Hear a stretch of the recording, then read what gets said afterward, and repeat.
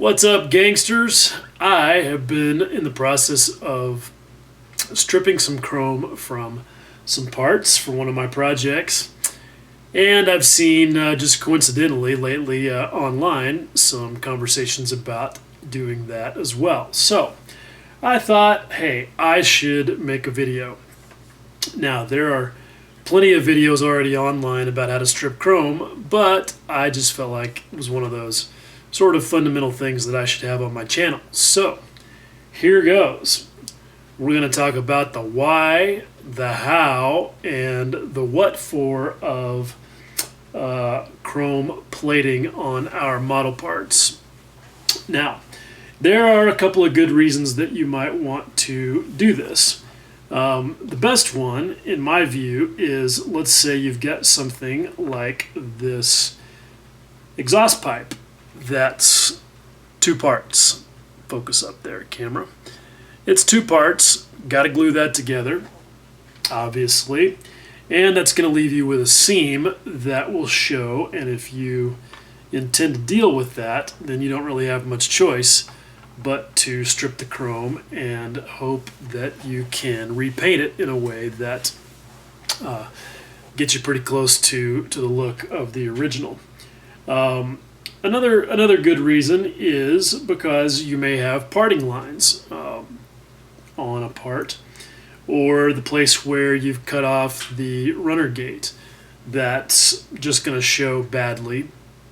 And again, if that's important to you, you may find that stripping the chrome and repainting it with something that gets you close is the best course of action.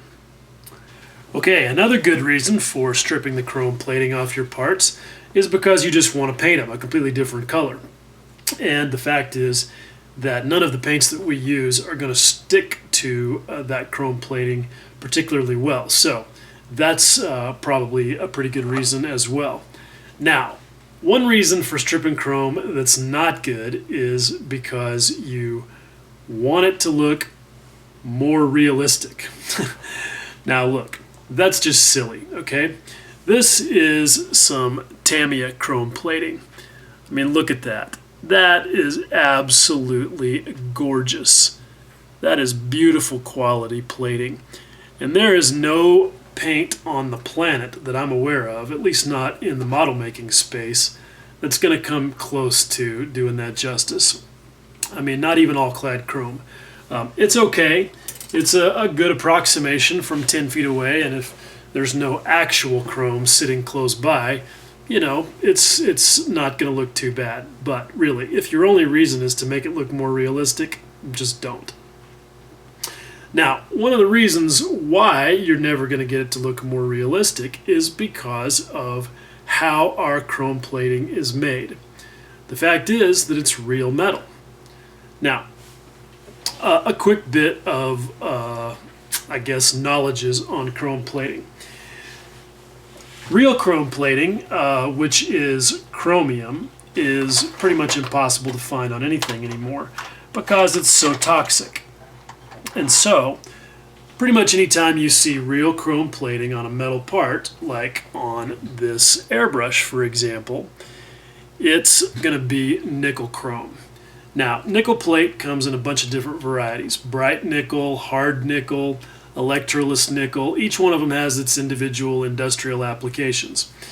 But even the triple chrome that you'll find on a good quality airbrush like this Iwata is in fact nickel. Now, it looks a lot like, hold on, let me untangle this sprue here. It looks a lot like this Tamiya part, but there are some subtle differences. The tone of the chrome on the Tamiya part is a little bit cooler. And that's because while this is nickel, the chrome on the Tamiya parts is actually, wait for it while I get this hairbrush back in the toolbox, it's aluminum. And you're like, what? Wait a minute, what? How does that happen? That's right, this chrome plating, and pretty much any time you see chrome plating on a plastic part, whether it's in your car, your household appliances, anything like that, it's aluminum. And the way that that gets put on there is through a process called vapor metal deposition. And it's exactly what it sounds like. Basically what they do is they take a real fine wire of pure aluminum and they heat it up to the boiling point inside of a vacuum chamber.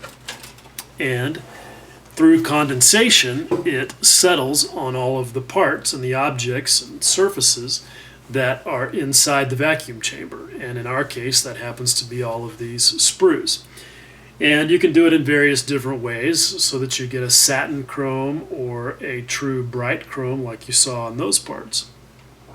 But regardless, it's a really nice effect. And one cool thing is that there are lots of places that do it as subcontractors. So if you were really serious about getting true chrome on some parts or a true chrome look on some of your parts, you could most definitely find someone who would do that for you on a one-off basis. Probably wouldn't be cheap, but it is definitely out there. If you just Google vapor metal deposition or vacuum metallization, you will find somebody who does that for you. Now, the fact that it's aluminum comes in real handy for us if we want to remove it, because there are a couple of different things that are readily available that will etch aluminum and take it right off. Now, and I intended to demonstrate that in what I thought was going to be a quick and easy fashion, but as things go in typical Rube Goldberg fashion, it didn't quite go the way I saw it in my head. I've used household liquid bleach very successfully. Up until yesterday, I had never had anything that took longer than about a half an hour to completely remove chrome from my parts. But as you can see, we are going to find out that apparently, just like decals, not all chrome plating is created equal. So, anyhow, without further ado, let's get right into my little demonstration / experiment and see what more we can learn about this. All right, we are set up to science the shit out of this. So, I have some bleach here that I've already poured out of the bottle and into this little plastic container. I've got a stopwatch ready to go, and I've got a whole pile of chrome parts from a Tamiya kit that need to be stripped. So, here we go. I am going to start throwing parts in the tank and start the stopwatch. And we'll just see how things go. See just how long it takes. Now, you'll notice that some of these parts are the satin finish chrome that Tamiya uses a lot on some of its parts, which is a very nice finish, but which I don't need on these parts. So what I'm going to do is I'm going to get as many of these in here as I can fit, and I'm going to just let it run. I'm going to stir them around and attempt to keep them submerged. Actually should have put a little more bleach in there. It had a little deeper tank. And I'm just going to leave the camera on it and leave the stopwatch running so that we can see for ourselves exactly how long this enterprise requires.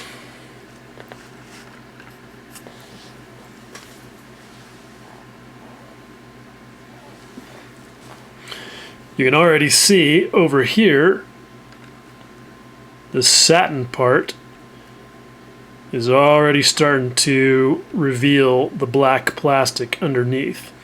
And that's what I've found, that the satin finish chrome is comes off quite a bit easier than the mirror finish chrome.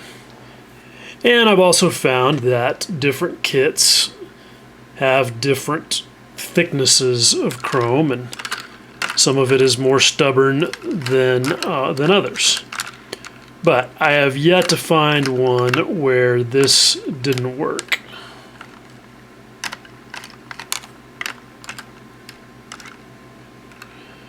You can see that fender part is already starting to come unchromed after 2 minutes and 20 seconds.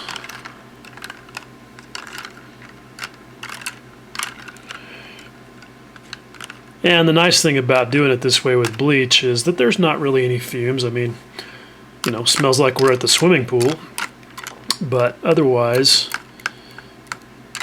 it's not offensive. And it doesn't require any plastic bags or overnight soaking or anything ridiculous like that.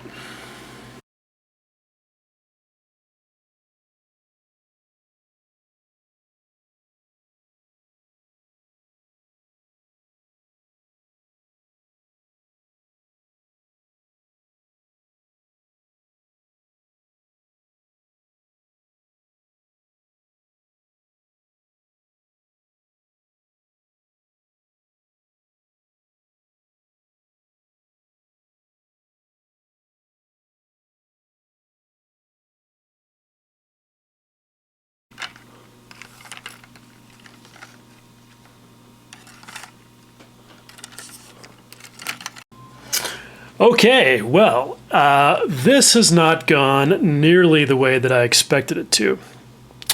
It's now the next morning, and as you can see, I don't have my stopwatch running here anymore because, it was just going forever. And I turned the camera off because there was no way I was going to be able to record as many hours as it was going to take. I could see that. So it's been about 18 hours, I think. Let's see, no, 20, about 20 hours, because it's around 10 or 11 in the morning, and I started at 1 o'clock yesterday. So, well, that's actually more like 22 hours. Anyway, all the math aside, this has surprised me.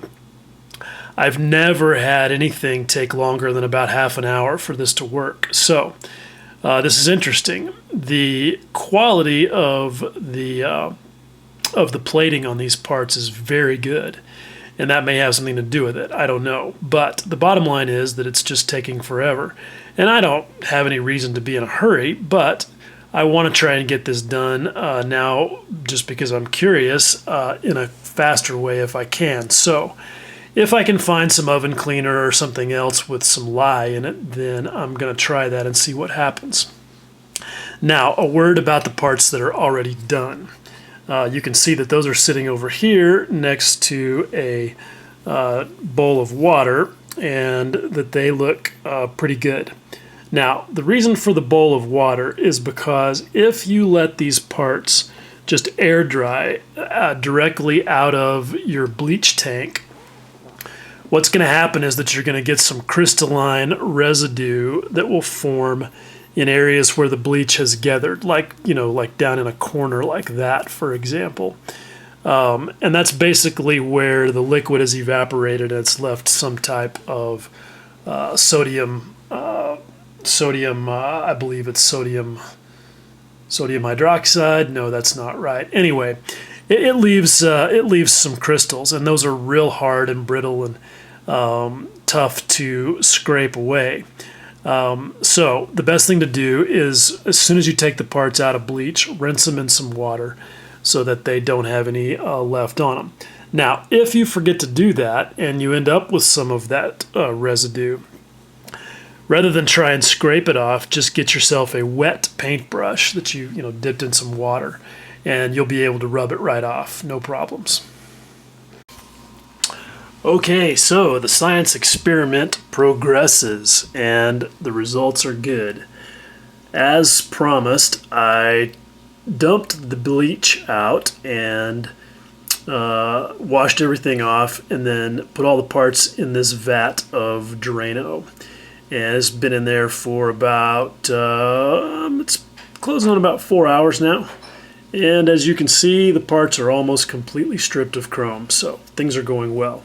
And I've got another part right here, which is this headlight insert that includes both the bezel and the interior of the light, and that of course needs to stay chrome, but I want the rim, the outside portion of it, to be stripped. So I've got a little weight on it to keep it from floating up, and I've put just enough Drano in this container to come up to the level that I need to for that. So hopefully that'll work good as well.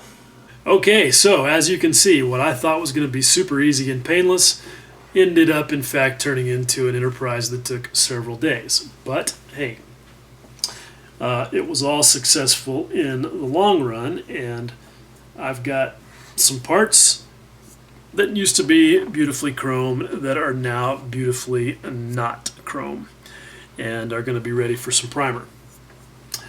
So what have we learned here? Again, not all chrome plating is equal. This particular chrome plating on these Tamiya parts is super good, super high quality, which means that I think it's a little bit thicker than maybe some of the rest of it. And the undercoating that they use is probably a little bit tougher. But the fact is that it took a little more of whatever I was going to use to get it off of there. Now, let's talk about what you can use to get your chrome plating stripped off. As you saw, regular old liquid bleach, which is sodium hypochlorite, that's the chemical compound that makes the chlorine, is pretty effective for the most part on easy chrome. And it's readily available and cheap and not too much of a hassle to mess with. But if things don't go quite that smoothly, then what you might want to try is some of the gel bleach, because it'll cling a little bit better. If you need to go even stronger than that, then clearly what you need to do is grab something like some Drano drain cleaner, some Mr. Muscle Oven cleaner, some Purple Power, any of those real strong cleaning agents that you can pick up at Walmart are good for one simple reason. They all contain lye, which is also called caustic soda in some countries. But the chemical compound is sodium hydroxide. So if you can look on the label and the first ingredient is sodium hydroxide, you're in business. And likewise, this is one of those things where, we tend to operate on generalities. And anytime you see a thread online about stripping chrome, you're going to see this long list of recommendations. Well, all the chrome that I've ever stripped in all 37 years of my massive model making experience, I did it no problem with fill in the blank. And then the next guy is going to say, well, I use. And the next guy is going to say, oh no, you got to use this stuff. You know how it goes. The joke's on all those guys, because the fact is, it's probably all the same stuff. If it's any one of those particular kind of cleaners anyway, it's all the same stuff. It's sodium hydroxide. Now, if you need to go even stronger than that, something that you can use is muriatic acid. Muriatic acid is just another version of hydrochloric acid. And this is an old motorcycle racer's trick, because if you ever find yourself with a completely seized up top end, where the piston basically stuck in the cylinder and got hot enough that it melted a little bit of aluminum onto the cylinder liner, you can go in there and etch that off with muriatic acid without harming the surface of the cylinder itself. So muriatic acid will definitely get it done, and you can find that at any kind of hardware store pretty much. But it doesn't have a lot of other uses, so you might be better off with one of the aforementioned lye type products. Now, I've heard people say brake fluid works. I've never tried it, never had a reason to, and I'm kind of skeptical, because every motorcycle I ever owned had an aluminum brake reservoir that was full of brake fluid and didn't dissolve. So I'm not really sure why brake fluid would work, but hey, if it does, that's cool.